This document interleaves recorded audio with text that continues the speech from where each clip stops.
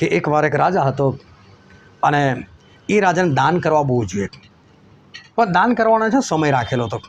સમજો કે સવારે 9 થી 10, એટલે જે લોકો દાન એટલે કે ભીખ માગવા કે ગમે તે લોકો બધા આવે ને કંઈ ને કંઈ બાદ બહાને દાન આપવા માટે, એટલે કહે ચાલો ભાઈ આને 2 સોનામણો આપો, અને 10 આપો, અને 50 આપો, જે બી પેલો કહી દે. પણ 9 થી 10 બસ 10 વાગે એટલે પતી જાય, એટલે લોકો પણ 10 વાગ્યા સુધીમાં જ આવે, પછી કોઈ ના આવે. તો એકવાર શું થયું, કોઈ બિચારો દૂરથી આવેલો હતો, દૂરથી આવેલો હતો ને એટલે એણે ત્યાં શું કર્યું, આવીને એને એ મોડો પડ્યો, અને 10 વાગી ગયેલા તો 10 ઉપર કંઈ 5-10 મિનિટ થઈ ગયા હશે, બધા જતા રહેલા. પણ આણે પણ માગણી કરી. રાજા કે ભાઈ કાલે આવજે, 9 વાગે આજે 9 થી 10નો સમય છે, કાલે આવી જજે કે છે. સારું. ત્યાં આગળ છે એક મોટો ઘંટ બાંધવામાં આવેલો, અને ઘંટ કિસાનો હતો કે ઘંટ છે ને આખા રાજ્યની અંદર સંભળાય. પણ ક્યારે ઘંટ વગાડવામાં? જ્યારે માણસો જીતીને આવે ને, એ લોકો સેના યુદ્ધ કરીને આવે, જીતીને આવે ને, ત્યારે ઘંટ વગાડવામાં આવતો હતો. તો પેલો રાજાનો એક છોકરો હતો ને, એ તો દોડ્યો, સીધો પેલો ઘંટ જોરજોરથી વગાડવા લાગ્યો. રાજા કે લડાઈ થઈ નથી, યુદ્ધ થયું નથી, કોઈ જીતના કંઈ અહેવાલ નથી, આ જીતનો ઘંટ કોઈ મૂર્ખ છે તો વગાડે. જોવું તો એનો જ છોકરો, એને બોલાવે અહીંયા કે છે કઈ ખુશીમાં વગાડે, કયું યુદ્ધ થયું છે, કયું જીતી ના છે? અરે પપ્પા તમે જીતી ગયા કે છે. એટલે પણ શામાં જીતી ગયો? તો દાન લેવાનો તો આવ્યો. હા તમે કીધું ને કાલે આવજે કે છે, તમે જીતી ગયા. તો કઈ રીતે? તમને ખબર છે કાલે જીવતા રહેવાનું છે, લખીને આવ્યા તમારી પાસે છે પાકી ખાતે, તમને આખી રાત કશું નથી થવાનું, અને કાલે સવાર 9 વાગે તમે જીવતા જશો. બેટા તો મને નહીં ખબર, તો આપી દઉં ચૂપચાપ, ભલે 5 મિનિટ લેટ આવ્યો, હમણાં જીવો ત્યારે કરો, કાલનું તમને કશું જ નથી ખબર. આપણું મરણ ક્યારે થાય ને એ ખબર નથી. Praise lord. હું સ્ટેનલી મેકવાન, મારી યુટ્યુબ ચેનલ ગુજરાતી બાઇબલ સ્ટડીમાં તમારું સ્વાગત છે. મારી ચેનલને આજે અત્યારે આગળ તમે સબસ્ક્રાઈબ કરી લો, અને ઈશ્વરના જ્ઞાનમાં તમે વધતા જાઓ. ઘણા લોકો વાતો કરતા છે, બે તારું જીવન સુધારે, તારું જીવન સુધાર, સુધરી જા, તારું જીવન સુધાર. પરંતુ કહું છું કે જીવન સુધાર્યા કરતાં મરણ સુધારવું બહુ જરૂરી છે. હા, મરણ સુધારવું બહુ જરૂરી છે. એટલે મરણ તો ક્યારે આવશે? હજુ તો જુવાન છું, હજુ તો બધા બહુ વર્ષો પૂરા કરવાના છે, મારું મરણ ક્યારે હશે તો મરણ સુધારું? આવું નથી. મરણ તમને કહીને કદી પણ આવતું નથી. જીવન નહીં સુધારો તો ખરેખર ચાલશે, તમે બગડેલા રહેશો કોઈ વાંધો નથી, પરંતુ સુધારવાનું છે મરણ. જીવન સુધારીને સ્વર્ગમાં ના જવાય. જો સ્વર્ગમાં જવું હોય તો મરણ સુધારવું પડે. કેવી રીતે એ જાણવા માટે આ વિડીયોને તમે આખો જુઓ.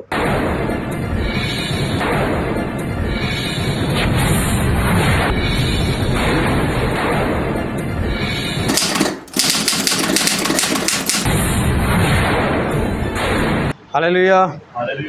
ઈશ્વર પિતાનો આપણા પુષ્કળ આભાર માનીએ કે આપણા ઈશ્વર જીવે છે, આપણા જીવનમાં કામ કરી રહ્યા છે, માટે આપણે ઈશ્વર પિતાની સ્તુતિ કરીએ, ઈશ્વર પિતાનો આભાર માનીએ. આપણે ઈશ્વર પિતાના વચન તરફ જઈએ, અને બાઇબલની અંદરથી ફિલિપીઓનો પત્ર તેને 3જો અધ્યાય, અને આપણે વાંચીએ તેની 8મી કલમથી લઈને તેની 15મી કલમ સુધી. વળી ખ્રિસ્ત ઈસુ મારા પ્રભુના જ્ઞાનની શ્રેષ્ઠતાને લીધે હું એ બધાને હણી જ ગણું છું. એને લીધે મેં સઘળાનું નુકસાન સહન કર્યું, અને તેઓને કચરો જ ગણું છું, જેથી હું ખ્રિસ્તને પ્રાપ્ત કરું અને તેની સાથે એકરૂપ થાવ, અને નિયમશાસ્ત્રના પાલનથી મારું જે ન્યાયપણું છે તે નહીં, પણ ખ્રિસ્ત પરના વિશ્વાસ દ્વારા દેવથી જે ન્યાયપણું વિશ્વાસથી મળે છે તે મારું થાય. એ માટે કે હું તેને તથા તેના પુનરુત્થાનના સામર્થ્યને તથા તેના દુઃખોના ભગ્યાપણાને જાણું, એટલે તેના મરણને અનુરૂપ થાવ, અને હું કોઈ પણ રીતે મુએલાઓના પુનરુત્થાનને પહોંચું. હજી સુધી હું બધું સંપાદન કરી ચૂક્યો ને સંપૂર્ણ થયો છું એમ નહીં, પણ જેને સારું ખ્રિસ્ત ઈસુએ મને પકડી લીધું તેને હું પકડી લઉં, માટે હું આગળ ધસું છું. ઈશ્વર પિતાનું વાંચેલું વચન આપણા માટે પુષ્કળ આશીર્વાદિત છે, અને ઈશ્વર જેનું વચન એ સત્ય છે, અને બાઇબલનું વચન કહે છે કે તમે સત્ય જાણશો અને સત્ય તમને મુક્ત કરશે. પાઉલ પ્રેરિત જેમનું આપણે બાઇબલમાંથી નામ કાઢી નાખીએ તો આ બાઇબલ અધૂરું થઈ જાય, કારણ કે નવા કરારની અંદર ઘણું બધું લખાણ એ પાઉલ પ્રેરિતનું છે. તમે જો પ્રેરિતોના કૃત્યો 13મા અધ્યાયથી છેક 28મા અધ્યાય સુધી વાંચો તો ત્યાં પિત્તર, યોહાન, યાકૂબ બધા ગાયબ, અને પાઉલ પ્રેરિત છેક સુધી દેખાય. એટલું જ નહીં, પણ ત્યાર પછી તમે જો રોમનોના પત્રથી લઈને છેક ફિલેમોનના પત્ર સુધી જો, એ બધું જ લખાણ એ પાઉલ પ્રેરિતનું છે. અને પાઉલ પ્રેરિત જ્યારે પોતાના વિશે વાત કરે ત્યારે પોતે બહુ જ નમ્ર, બહુ ભલા, અને એમના જીવનની અંદર, એમના બોલવાની અંદર એમની પોતાની નમ્રતા જે છે એ જાહેર થાય. અને એવું કહે છે પાઉલ પ્રેરિત કે પ્રભુ ઈસુ ખ્રિસ્ત કે છે એ તો કહે છે કે પાપીઓના માટે જીવ આપવાના માટે આવ્યા કે છે. આ વાત વિશ્વાસ યોગ્ય છે કે પાપીઓના માટે જીવ આપવાના માટે આવ્યા, અને એવા પાપીઓમાં હું મુખ્ય છું કે છે, એવું કે છે. એ તો કહે છે કે હું પ્રેરિત છું કે છે, બધું ખરેખર હું તો પ્રેરિત કહેવડાવવાને પણ યોગ્ય નથી, કારણ કે મેં તો મંડળીને સતાઈ કે છે, મેં તો લોકોને હેરાન કર્યા કે છે, એટલે કે છે હું તો ખરેખર પ્રેરિત કહેવાનું યોગ્ય નથી. જ્યારે એમણે પ્રેરિત તરીકેનું કામ બહુ જોરદાર કરેલું છે, અને છતાં એમના જીવનની અંદર એટલી બધી નમ્રતા, એ તો એવું કહે છે કે મને ઈશ્વરે મને પસંદ કર્યો એમની સેવા માટે. એ જ મારા માટે તો આશ્ચર્યજનક છે કે મારામાં શું છે તો મને પસંદ કર્યો.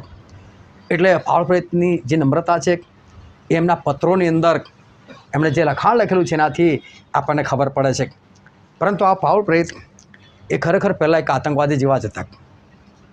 આતંકવાદી એટલે પેલા ખ્રિસ્તીઓને, વિશ્વાસીઓને જબરદસ્ત હેરાન કરનાર, એમને મારનાર, એમને મારી નાખનાર, એમનું ભૂંડું થાય એમાં રાજી, એવા એ વ્યક્તિ હતા.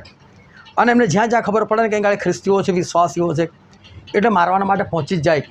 એના માટે અધિકારપત્રો લઈ આવે, લોકોને જેલમાં નાખી દે, લોકોને મરણ સુધી લઈ જાય, એવા આ પાઉલ હતા. અને ત્યારે લોકો એમને સાઉલ નામથી ઓળખતા હતા. આ લોકોને ખાલી એટલું ખબર પડે કે સાઉલ એટલે સન્નાટો છવાઈ જાય મંડળીની અંદર, લોકો શાંત થઈ જાય, એવું જબરજસ્ત આમનું નામ હતું. એક આતંકવાદી જેવું નામ. બહુ લોકોને એમણે હેરાન કર્યા.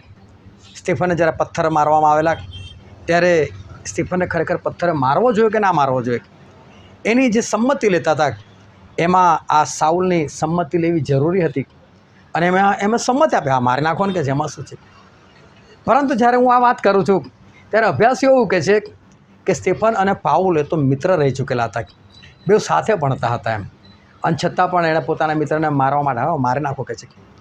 એટલે જોવા જઈએ તો કેટલા ક્રૂર હતા એક, કે કોઈના મોત સાથે પણ એમને એવું નહીં થતું કે ભાઈ આમ મરી જાય.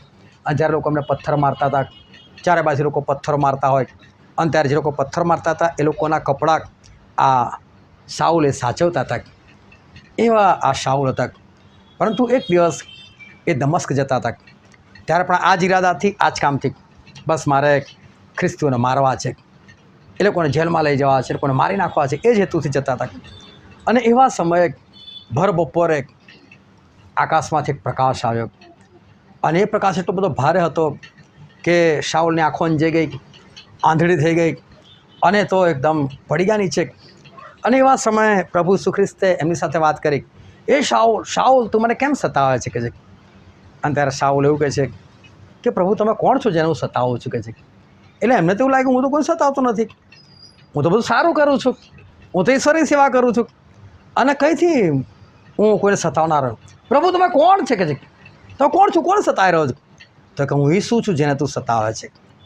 અને આ એક જે શબ્દ આવ્યો એ શબ્દે આમના જીવનની અંદર પરિવર્તન લાવેલું. યાર ઈસુ છે, ઈસુ જીવે છે, હજુ ઈસુ ખરેખર જીવતા થયા છે, એના મતલબ આ લોકો જે સુવાર્તા પ્રગટ કરે સાચી છે. અને એમણે વિશ્વાસ કર્યો. અને પ્રભુએ ફરી કીધું શાઉલ ચિંતા ના કર કે છે, દમસ્કમાં એક ઘરનું એડ્રેસ આપ્યું, આ જગ્યા પર જતો રહે કે છે, અને તારે આગળ શું કરો એવું તને પછી કહીશ કે છે. અને ત્યાં શાઉલ 3 દિવસ 3 રાત એ સતત ઘૂંટણો પર બેસીને પ્રાર્થના કરે છે, ખાતા પીતા નથી, ઉપવાસ પર ઉતરી જાય છે. અને એમાં એમને એક દર્શન થાય છે કે અનાન્યા નામનો એક માણસ આવે છે, એમના માથા પર હાથ મૂકીને કહે છે કે તું દેખતો થા ભાઈ, અને બાપ્તિસ્મા લઈ લે. અને ત્યાં ખરેખર અનાન્યા નામનો એક સેવક હતો. ઈશ્વર એને દર્શન આપે છે, જા ફલાણાના ઘરમાં તું જા. તો કે શાઉલ આવેલો છે કે છે, અને કે તું એને કહે છે કે દેખતો કર. એને સપનામાં દર્શનમાં તને જોયો પણ છે કે છે. ઓ પ્રભુ તમે કોની વાત કરો છો કે. આને એવું લાગ્યું કે મારા સાંભળવામાં ભૂલ થઈ ગઈ. પ્રભુ સાઉલ એ તો મોટો આતંકવાદી જેવો માણસ, એના ઘરે શું કામ જવાનો, એને શું કામ સાજો કરવાનો, એ તો અહીં ગાડી કે લોકોને મારવા આવે છે ને કોઈ ચાલશે યોજના હશે. પ્રભુ કે બધી વાતો બંધ કર કે તું જા, અને કહે છે કે એના માટે પ્રાર્થના કર. અને ત્યાર પછી શાઉલના જીવનમાં જે ઈશ્વરનું કામ થયું, ઈશ્વરે એમને પ્રેરિત તરીકેની સેવા આપી, અને પછી એ જે સેવા કાર્યની અંદર જોડાયા, અદ્ભુત સેવા કાર્ય, અને એમણે બહુ બધી મંડળો સ્થાપી, ઘણો બધો ઈશ્વર માટે માર સહન કર્યો, ઘણી બધી વખત એ જેલમાં ગયા, ખૂબ જ સરસ. પરંતુ એ જ્યારે આગળ વધતા હતા અને એમના દ્વારા રોમનોની મંડળી સ્થપાય છે, કારણ કે પોતે જાતિ ઇઝરાયલી હતા પણ જન્મથી રોમન હતા. કે રોમનના તાર્સસ નામના શહેરની અંદર એમનો જન્મ થયેલો હતો. એટલે જન્મથી એમની પાસે જે નાગરિક તત્વ હતું એ તો રોમનનું હતું. અને એ રોમનોની મંડળીને જ્યારે પત્ર લખે છે ત્યારે બાઇબલની અંદર એવું લખેલું છે, આપણે એક વચન વાંચીએ, રોમનોનો પત્ર અને તેનો 7મો અધ્યાય, અને આપણે વાંચીએ તેની 14 અને 15મી કલમ. કેમ કે આપણે જાણીએ છીએ કે નિયમ આધ્યાત્મિક છે, પણ હું દૈવિક છું અને પાપને વેચાયેલો છું. કેમ કે હું જે કરું છું તે હું સમજીને કરતો નથી, જે ઈચ્છું છું તે કરતો નથી, પણ જે હું ધિક્કારું છું તે હું કરું છું. એ કહે છે કે જે હું ધિક્કારું છે એ કરું છું. કે છે જે ઈચ્છું છું, સારું સારું ઈચ્છું છું, એ તો મારાથી થતું નથી. તમે જો આજે ઘણા બધા લોકોનો આ પ્રશ્ન છે, વિશ્વાસીઓનો આ પ્રશ્ન છે કે હું સારું ઈચ્છું છું કરો, મારે સારું કરવું છે કે થતું નથી મારાથી. કે છે એ લોકો આજે પોતાના આત્મિક જીવન વિશે બહુ કાળજી રાખે છે કે લા હું સારું કરું, પણ બનવા કાળે લોકોથી એવું બની જાય છે કે ભૂંડું જ બની જાય છે. એ કોઈ સારું થતું નથી. આગળ વાંચો 17મી કલમ. તો હવે જે તે કરે છે તે તો હું નથી, પણ મારામાં જે પાપ વસે છે તે જ તે કરે છે. હવે પાઉલ તો એવું કહે છે કે મારામાં પાપ વસે છે. જો કોને કહે છે? જે મંડળી એમના દ્વારા વિશ્વાસમાં આવેલી છે, એ જેને વિશ્વાસમાં લાવ્યા છે, જે લોકોને પવિત્ર આત્મા અપાવેલો છે, એ લોકોને પત્ર લખીને કહે છે જવા દો ને, મારાથી આવું થાય છે. કે છે એટલે કે હું પાપને વેચેલો છું, મારી અંદર પાપ ફસે છે, મારું જીવન બરાબર નથી. આવા પ્રકારની વાતો આ પાઉલ એ મંડળીને કરે છે. પરંતુ ઘણી બધી વખત જ્યારે માણસ આવું બધું વાંચે છે પછી લોકોને શું થાય, યાર પાઉલમાં આવું હતું તો આપણે કિસ ખેત કી મૂલ્ય, પાઉલમાં હતું તો આપણામાં બી હોય એમ. એટલે એને બહુ આમ એવી રીતે લે કે પાઉલમાં હતું તો આપણામાં તો એમાં શું ખોટું છે? પાઉલ નરકમાં ગયા, ઈશ્વરે આટલું આ પાઉલમાં હોતું તો નરકમાં નાખ્યા. કઈ નરકમાં નાખ્યા છે? તો સ્વર્ગમાં ગયા. એમણે તો કબૂલ કરે છે કે હું સ્વર્ગમાં ગયો છું. તો પછી આપણે શું ચિંતા કરવાની જરૂર? તો પ્રભુ આપણને આવું નથી શીખવાડતા. આવા પાપ સાથે ઈશ્વર કદી કોઈને સ્વર્ગમાં લેતા પણ નથી. પરંતુ આ પાઉલ એ કબૂલાત કરે છે કે મારાથી આવું થાય છે, પણ એનો મતલબ એવું નથી કહેવા માગતા હું આ જગ્યા પર રોકાઈ ગયો છું. એ તો સતત આગળ વધે છે, એ તો પ્રયત્ન કરે છે. અને પછી જ્યારે કોરિન્થની મંડળીને પત્ર લખે છે અને કોરિન્થીઓને પત્ર લખતા એ જ્યારે વાત કરે છે ત્યારે આપણે વાંચીએ બાઇબલની અંદર 1 કોરિન્થી 7મો અધ્યાય અને આપણે વાંચીએ તેની 19મી કલમ. સુન્નત તો કંઈ નથી અને બે સુન્નત પણ કંઈ નથી, પણ દેવની આજ્ઞાઓનું પાલન તે જ બધું છે. જો આ પાઉલ પ્રેરિત એવું નથી કહેતા કે મારાથી પાપ થઈ જાય તો શું કરવાનું, પણ એ કબૂલ કરે છે કરવાનું શું છે? આજ્ઞા પાલન. કે છે રોમનોને પત્ર લખતા કે જે નથી થતું, પણ કે સૌથી અગત્યનું જે છે એ તો આજ્ઞા પાલન જ છે, અને મારે આજ્ઞા પાલન જ એ કરવું જોઈએ. કે છે અને પછી એ આગળ વધે છે અને આપણે વાંચીએ 1 કોરિન્થી તેનો 9મો અધ્યાય અને આપણે વાંચીએ તેની 24મી કલમ. શું તમે નથી જાણતા કે શરતમાં દોડનાર સર્વતો ઇનામ મેળવવા દોડે છે, તો પણ એકને જ ઇનામ મળે છે? એમ દોડો કે તમને મળે. બાઇબલ કહે છે કે જે શરતમાં દોડે છે તો જેટલા બી રનરો ભાગ લે છે બધાને થોડું ઇનામ મળે છે. પણ ભાગ કેમ લે છે? ઇનામ માટે જ ભાગ લે છે ને. એ પહેલાં બધા નહીં આવવાના, બધા કંઈક સરખું નથી દોડવાના. જે સ્પીડમાં દોડશે એ પ્રથમ નંબર આવશે, ઇનામ એને મળશે. પણ જે છેલ્લો આવે છે ને, છેલ્લા આવવા માટે નથી દોડ્યો, એ પણ કેવી રીતે દોડ્યો છે? પહેલાં આવવા માટે જ દોડ્યો છે. એ પહોંચી ના શક્યો એમ. પરંતુ ખરેખર જો દોડવું હોય, એક માણસ હતો અને એણે સ્વિમિંગની અંદર, જે ઓલિમ્પિકની અંદર સ્વિમિંગની જે ગેમ હોય છે એની અંદર એણે વર્લ્ડ રેકોર્ડ કર્યો. અને વર્લ્ડ રેકોર્ડ કરીને એણે ખબર નહીં એક કેટલા પેલા સુવર્ણ ચંદ્રક કે ગોલ્ડ મેડલ એ લઈ ગયો. પણ એ જમાનામાં કંઈક એણે સૌથી વધારે એ વર્લ્ડ રેકોર્ડ આજે બી લગભગ એના નામ પર છે. પરંતુ જ્યારે એણે આ વર્લ્ડ રેકોર્ડ કર્યો ત્યારે મીડિયાવાળા એની પાસે પહોંચી ગયા અને એક મીડિયાવાળાએ એને એવું કીધું, તમે લકી પર્સન છો. કે છે એટલે કે તમે નસીબદાર છો કે તમને આ મળ્યું. અને એ ભાઈ કીધું નસીબદાર નથી. અને ના પાડે, હું નસીબદાર નથી. કે છે મેં મહેનત કરી છે. કે છે હું નસીબથી નથી આ મેં પ્રાપ્ત કર્યું, મેં મહેનત કરી છે. એની પહેલાં જેનો વર્લ્ડ રેકોર્ડ હતો એના એણે વિડીયો જોયા, એનું આખું જીવન ચરિત્ર એણે શોધીને એણે વાંચ્યું કે એ માણસ ઓલિમ્પિકમાં વર્લ્ડ રેકોર્ડ કરવા માટે જેટલા એણે ગોલ્ડ મેડલ લીધેલા એટલા મેળવવા માટે એણે કેટલા કલાક સ્વિમિંગ કર્યું છે.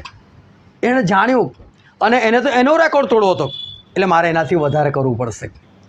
એ રીતે એણે આખું પ્લાનિંગ કર્યું. એ પ્લાનિંગ કરીને એણે પોતાની જાતને એણે મારી નાખી કે બસ મારે આ જ કામ કરો, આ જ કામ કરો, આ જ કામ કરો. 4 વર્ષે રમાય છે અને એણે બરાબર મહેનત કરી અને મહેનત કરીને એણે ગોલ્ડ મેડલ મેળવ્યો. અને ત્યાર પછી કહે છે કે ભાઈ નસીબથી, તો કે નસીબથી નહીં, મેં એના માટે મહેનત કરી છે, ગોલ્ડ મેડલ માટે મહેનત કરી છે. પાઉલ કહે છે કે જે લોકો દોડે છે એ લોકો બધા ઇનામ માટે દોડે છે, પણ તમે એ રીતે દોડો ને કે તમને મળે, કહે છે. એટલે એવું થોડું કે ઇનામ જે દિવસે દોડવાનો એ દિવસે અચાનક જ જઈને ઊભું થઈ જવાનું, એ રીતે કશું ના થાય. તમારે એના માટે મહેનત કરવી પડે, તમારે એના માટે કંઈક કરવું પડે તો થાય. અને પછી આગળ લખ્યું છે, વાંચો એની 25મી કલમ. વળી દરેક પહેલવાન સર્વ પ્રકારે સ્વદમન કરે છે. તેઓ તો વિનાશી મુહૂર્ત મેળવવા સારું એમ કરે છે, પણ આપણે તો અવિનાશી મુહૂર્ત મેળવવા સારું. જે પહેલવાન છે એ પહેલવાન કે પોતાના દેહનું દમન કરે છે. પહેલવાન એટલે સ્ફૂર્તિલો હોવો જોઈએ, એ તાજગીમાં હોવો જોઈએ, એટલે એનું શરીર વધી જાય ને એ ના ચાલે. એટલે એના શરીરને મેન્ટેન કરવા માટે એ શું કરે કે અમુક ખોરાકની ઉપર એ અધિકાર મળે. આ ખોરાક નથી ખાવાનો, આવું ના ચાલે, આનાથી ચરબી વધી જાય, આનાથી મારું વજન વધે, આ નથી ખાવું, પેલું નથી ખાવું. એ રીતે પોતાનું દમન કરે. ઈચ્છા બહુ હોય ને ગમતું બહુ હોય, જેમ કે મીઠાઈ. એવું કહે છે કે મીઠાઈથી ડાયરેક્ટ સીધી ચરબી બને છે, એટલે કે સુગર નહીં ખાવું જોઈએ. એટલે એ માણસ, એ જે પહેલવાન છે એ પોતાના દેહનું દમન કરે. ગમતી હોય ખરી, ખાવું નથી, કહે છે, બસ ખાવું નથી. એ પોતાના દેહનું એ દમન કરે છે. શાના માટે? એક વિનાશી મુગટ મેળવવા માટે. તો આપણે આ વસ્તુ શાના માટે કરવાની છે? તો કે આપણે અવિનાશી મુગટ મેળવવા માટે. અને પછી વાંચવાની 26 અને 27મી કલમ. માટે હું એવી રીતે દોડું છું, પણ સંશય રાખનારની પેટે નહીં. હું મૃત્યુ મારું છું, પણ પવનને મારનારની પેટે નહીં. પણ હું મારા દેહનું દમન કરું છું તથા તેને વશ રાખું છું, પ્રત્યેને બીજાઓને સુવર્ણતા પ્રગટ કર્યા છતાં કદાચ હું પોતે ના પસંદ થાઉં. જો પાવલ પ્રેત એવું કહે છે, હું પોતાના દેહનું દમન કરું છું. હિન્દીમાં તો એવું લખ્યું છે, હું મારા શરીરને મારું છું, કહે છે. કેમ મારું છું? કે જેથી કરીને હું બીજાને સ્વાર્થ આપું છું, પોતે ના રહી જાઉં, કહે છે. એટલે જો એક રોમનોના પત્ર લખતા શું કહે છે કે ભાઈ મારામાં પાપ છે, મારામાં પાપ જે નથી ઈચ્છતો કરી નાખું છું, પણ કરંથીને પત્ર લખતા આગળ વધ્યા છે. હું તો મારું છું મારી જાતને, હું પાપની ઉપર વિજય પ્રાપ્ત કરવાનો પ્રયત્ન કરું છું, હું લડું છું, નથી કરતો પાપ, હવે આગળ વધું છું. અને આગળ વધતા વધતા આપણે જે વચ્ચે વાંચેલું હતું ફિલિપિયોનો પત્ર 33 અધ્યાય અને વાંચવાની 15મી કલમ શું કહે છે? માટે આપણામાંના જેટલા પૂર્ણ છે. હા, જો પાઉલ શું કહે છે? આપણામાંના જેટલા પૂર્ણ છે, કહે છે. હવે પાઉલ પ્રેત કેવા થઈ ગયા છે? સંપૂર્ણ થઈ ગયા છે. પણ એની ઉપર વાંચશો તો શું કહે છે? હું ધસું છું, કહે છે, હું દોડું છું ઇનામને માટે. હવે આ પાઉલ એ તો આત્માની દોડમાં દોડી રહ્યા છે. એ બરાબર ધીરજ રાખીને એ દોડી રહ્યા છે. એમ એ પોતાના શરીરને, પોતાની ઈચ્છાઓને એ મારી રહ્યા છે. અને એ રીતે એ પોતે સંપૂર્ણતા તરફ એ આગળ વધે છે. ધ્યાનથી સમજજો કે આપણી જ્યારે શરૂઆત થાય છે ને આત્મિક જીવનની, નાના પાયે હોય છે, એક નાનું લેવલ હોય છે આપણું. તમે જુઓ, જ્યારે ઘર બનાવવાનું હોય કોઈ જગ્યાએ તો ખાલી માટી જ દેખાતી હોય, એક પ્લોટ જ દેખાતો હોય, એની ઉપર કંઈ પેલા લીટાઓ પાડેલા હોય.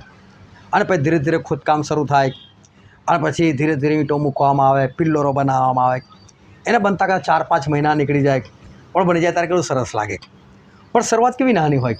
જ્યાં શરૂઆત દેખાય ક્યારે ખોદાશે, ક્યારે પિલ્લર ભરાશે, ક્યારે ઉપર સુધી આવશે, 4, 5, 8, 10 દિવસ સુધી, મહિના સુધી તાર ઉપર પાયા જ ખોદાતા હોય, ત્યાં જ બધું કામ થાય. એટલે ક્યારે થશે, ક્યારે થશે?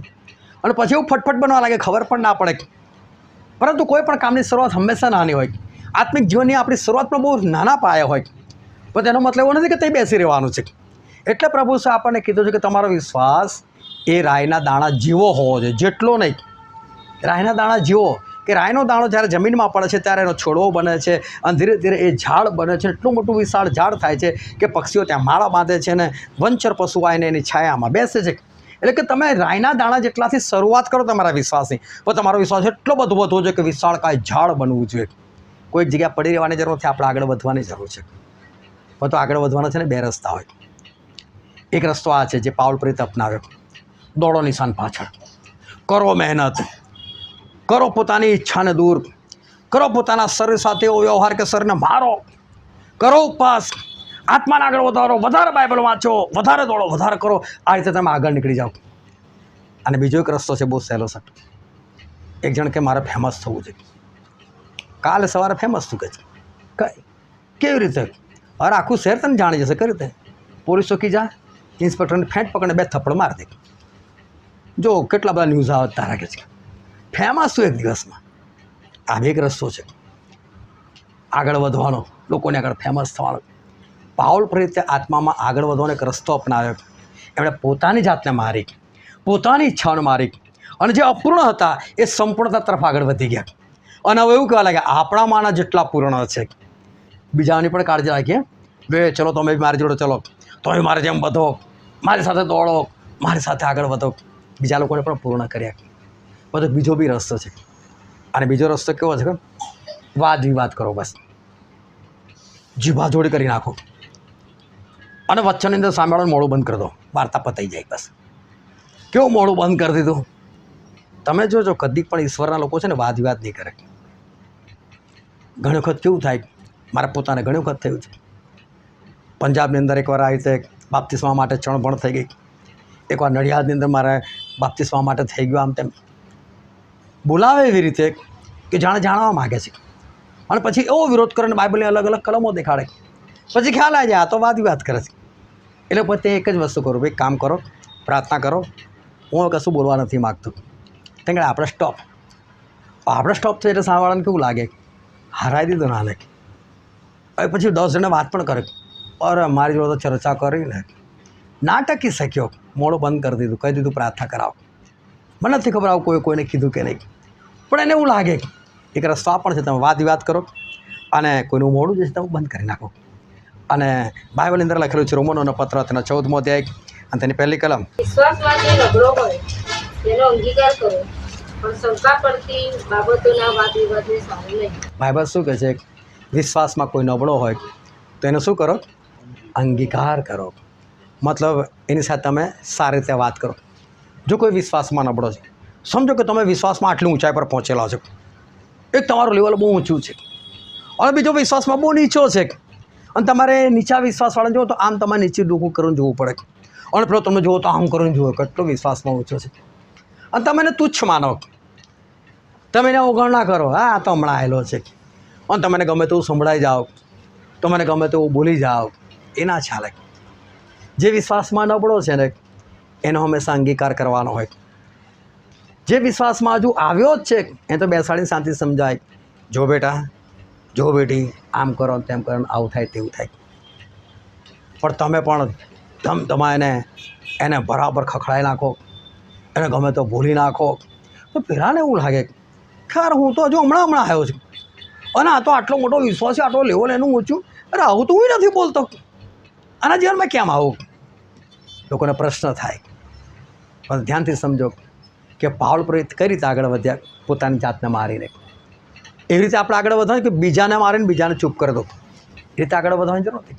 એ રીતે આપણે સાબિત કરી આપીએ બીજાને આગળ, મેં તો આમ કહી નાખ્યું, તેમ કહી નાખ્યું, એનું મોડું બંધ કરી નાખ્યું, ફલાણા ટીકડું, બધી વાત બરાબર છે, પણ તમારી પાસે શીખીને શું ગયું?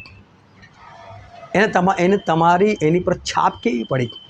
આ તો આટલો બધો વિશ્વાસી છે, આ એ વાતો કરે છે, આ તો આટલી બધી વિશ્વાસી છે, આ તો આવું બોલે છે, અને બહાર જઈને 10 જણે વાત કરશે, અરે જવા દો તમે તો બહુ એનો વિશ્વાસો સમજો, આવું નહીં કરશું ભાઈ, એ તો આવો છે ને તેવો છે, અમે તો નવા છે તો અમારાથી ભૂલ થાય, પણ જૂનાથી આવી ભૂલ થાય. અને માટે આપણે ધ્યાનમાં રાખવાની જરૂર છે કે આપણે કઈ જગ્યા પર છે અને આપણી સાથે ઈશ્વર શું ચાહે છે. વાદ વિવાદને માટે ઈશ્વરે આપણને બોલાવ્યા નથી, અને અત્યારે જે પરિસ્થિતિ દુનિયાની છે એ પ્રમાણે હવે આપણી પાસે કોઈ સમય રહ્યો નથી. આપણી પાસે સમય નથી. સમય એટલા માટે નથી કે એકવાર એક રાજા હતો અને એ રાજાને દાન કરવા બહુ જોઈએ, પણ દાન કરવાનો છે સમય રાખેલો હતો. સમજો કે સવારે 9 થી 10, એટલે જે લોકો દાન એટલે કે ભીખ માગવા કે ગમે તે લોકો બધા આવે ને કંઈ ને કંઈ બહાને દાન આપવા માટે, એટલે કહે ચાલો ભાઈ આને 2 સોનામણ આપો, અને 10 આપો, અને 50 આપો, જે બી કહી દે. પણ 9 થી 10 બસ 10 વાગે એટલે પતી જાય, એટલે લોકો પણ 10 વાગ્યા સુધીમાં જ આવે, પછી કોઈ ના આવે. તો એકવાર શું થયું, કોઈ બિચારો દૂરથી આવેલો હતો, દૂરથી આવેલો હતો ને એટલે એણે ત્યાં શું કર્યું, આવીને એને એ મોડો પડ્યો અને 10 વાગી ગયેલા તો 10 ઉપર કંઈ 5-10 મિનિટ થઈ ગયા હશે, બધા જતા રહેલા, પણ આણે પણ માગણી કરી. રાજા કે ભાઈ કાલે આવજે, 9 વાગે આજે 9 થી 10 સમય છે, કાલે આવી જશે કે છે. સારું. ત્યાં આગળ છે કે મોટો ઘંટ બાંધવામાં આવેલો, અને ઘંટ શાનો હતો કે ઘંટ છે ને આખા રાજ્યની અંદર સંભળાય. પણ ક્યારે ઘંટ વગાડવામાં? જ્યારે માણસો જીતીને આવે ને, એ લોકો સેના યુદ્ધ કરીને આવે, જીતીને આવે ને, ત્યારે ઘંટ વગાડવામાં આવતો હતો. તો પેલો રાજાનો એક છોકરો હતો ને, એ તો દોડ્યો, સીધો પેલો ઘંટ જોરથી વગાડવા લાગ્યો. રાજા કે લડાઈ થઈ નથી, યુદ્ધ થયું નથી, કોઈ જીતના કંઈ અહેવાલ નથી, આ જીતનો ઘંટ કોઈ મૂર્ખ છે તો વગાડે. જોવું તો એનો જ છોકરો, એને બોલાવે અહીંયા કે કઈ ખુશીમાં વગાડે, કયું યુદ્ધ થયું છે, કયું જીતી ના છે? અરે પપ્પા તમે જીતી ગયા કે છે. એટલે પણ શામાં જીતી ગયો? તો દાન લેવાનો તો આવ્યો. હા તમે કીધું ને કાલે આવશે કે છે, તમે જીતી ગયા. તો કઈ રીતે? તમને ખબર છે કાલે જીવતા રહેવાનું છે, લખીને આવ્યા તમારી પાસે છે પાકી ખાતે, તમને આખી રાત કશું નથી થવાનું, અને કાલે સવાર 9 વાગે તમે જીવતા જશો. બેટા તો મને નહીં ખબર, તો આપી દઉં ચૂપચાપ, બોલે 5 મિનિટ લેટ આવ્યો, હમણાં જીવો તારે કરો, કાલનું તમને કશું જ નથી ખબર. આપણું મરણ ક્યારે થાય ને એ ખબર નથી. અને હું તમને બહુ સ્પષ્ટ કહું, માણસે પોતાનું મરણ સુધારવાની જરૂર છે, જીવન નહીં. જીવન બગડેલું ચાલશે, મરણ સુધારવાની જરૂર છે. કેમ? કારણ કે આપણે મરણ સમયે કેવા છે ને, એનું ઈશ્વર ધ્યાન રાખવાના છે. એ ઈશ્વર શું કહે છે કે જો કોઈ નેક માણસ હોય, હું તમને વાંચીને જ બતાવું. આપણે એક વચન વાંચીએ જૂના કરારની અંદર, હજકેલ પ્રબોધકનું પુસ્તક, તેનો 18મો અધ્યાય 19મી કલમથી વાંચો તો. તે છતાં તમે કહો છો કે બાપની દુષ્ટતાનું ફળ દીકરો કેમ ભોગવતો નથી? જો દીકરાએ નીતિથી તથા પ્રમાણિકપણે કામ કર્યું હશે ને મારા સર્વ વિધિઓ પાડીને તેમને અમલમાં આણ્યા હશે, તો તે નબળી જીવશે. જે જીવ પાપ કરે તે માર્યો જશે. દીકરો બાપની દુષ્ટતાનું ફળ ભોગવશે નહીં, તેમજ બાપ દીકરાની દુષ્ટતાનું ફળ ભોગવશે નહીં. નેકીવાનની નેકી તેને સિરે રહેશે, ને ગુંડાની ગુંડાઈ તેને સિરે રહેશે. જો બાપે કામ કર્યું છે, પાપ કર્યું છે, તો છોકરો નહીં ભોગે, છોકરાએ કર્યું છે તો બાપ નહીં ભોગે. અને પછી એનું કારણ આગળ આપેલું છે, વાંચો. પણ જો દુષ્ટ પોતે કરેલા સર્વ પાપ કરવાનું છોડી દેશે, મારા સર્વ વિધિઓ પાળશે ને નીતિથી તથા પ્રમાણિકપણે વર્તશે, તો તે નક્કી જીવશે, તે માર્યો જશે નહીં. પણ તેણે કરેલા અપરાધોમાંનો કોઈ પણ તેની વિરુદ્ધ યાદ કરવામાં આવશે નહીં. પોતે કરેલી પોતાની નેકીને લીધે તે જીવશે. પ્રભુ યહોવા કહે છે, શું દુષ્ટના મોતમાં મને કંઈ આનંદ છે? જો તે પોતાના માર્ગથી પાછું ફરીને જીવતો રહે, તો એના કરતાં હું વિશેષ રાજી ન થાઉં? પણ જો નેક માણસ પોતાની નેકી છોડી દઈને દુષ્ટ કામ કરે, જે ધિક્કારપાત્ર કૃત્યો દુષ્ટ માણસ કરે છે તેઓનું અનુકરણ કરે, તો શું તે જીવન પામશે? તેણે કરેલા નેક કામોમાંનું કોઈ પણ યાદ કરવામાં આવશે નહીં. તેને જે અપરાધ તથા પાપ કર્યા, તે જ અપરાધ તથા પાપને લીધે તે માર્યો જશે. જો બાઇબલનું છે કેટલું સ્પષ્ટ કહે છે કે જો કોઈ માણસ દુષ્ટ હોય અને દુષ્ટતા છોડી દે અને પછી નેકી કરવા લાગે, એના લીધે બચી જશે. અને મતલબ કોઈ માણસ આખી જિંદગી દુષ્ટતા કરી હોય અને મરવાના સમયે પણ એ સારું કામ કરીને ઈશ્વરનો સ્વીકાર કરી દે ને, તો એ માણસ મરતી સમયે કઈ જતો રહેશે? સ્વર્ગમાં જતો રહેશે. એનું જીવન આખું ભલે ભૂંડો હતું, પણ મરતી સમયે સારો થઈ ગયો ને તો બચી ગયો સ્વર્ગમાં. અને બાઇબલ કોઈ આખી જિંદગી બહુ સારું જીવ્યો હશે, પણ એને મરતી વખતે બી ખોટું કામ કર્યું હશે ને તેના કારણે નરકમાં જશે હોય. શું કહે છે કે દુષ્ટ માણસની દુષ્ટતા યાદ નહીં કરવામાં આવે જો નેકી કરવા લાગશે તો, અને નેક માણસ નેકી છોડીને દુષ્ટતા કરશે તો એની નેકી યાદ નહીં કરવામાં આવે.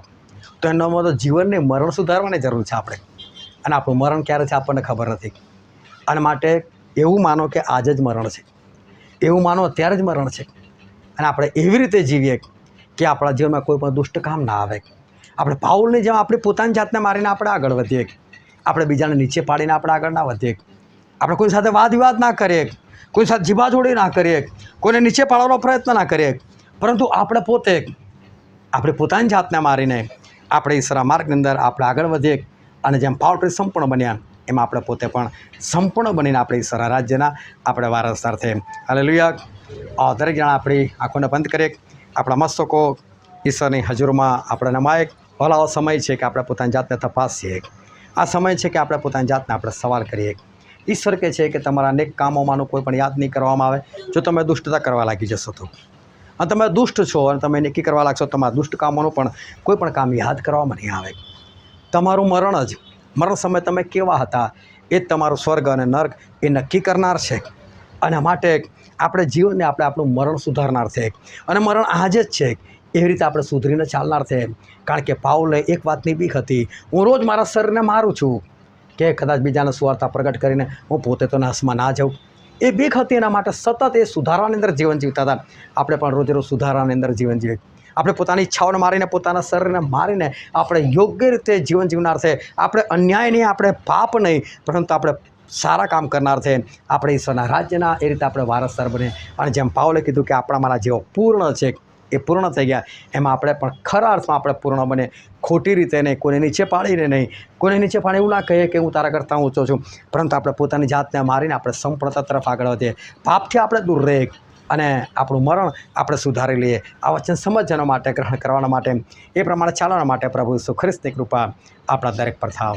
સ્વર્ગીય પિતા, અમે તમારા પુષ્કળ આભાર માને છે. અમે તમારી સ્તુતિ કરીએ છીએ પિતા. તમે આજે અમારી સાથે ફરીને એકવાર વાતચીત કરેલી છે. તમે આજે અમારા આગળ પ્રગટ કરેલું છે પિતાજી કે પ્રભુ અમારે અમારું મરણ સુધારવાની જરૂર છે પિતાજી.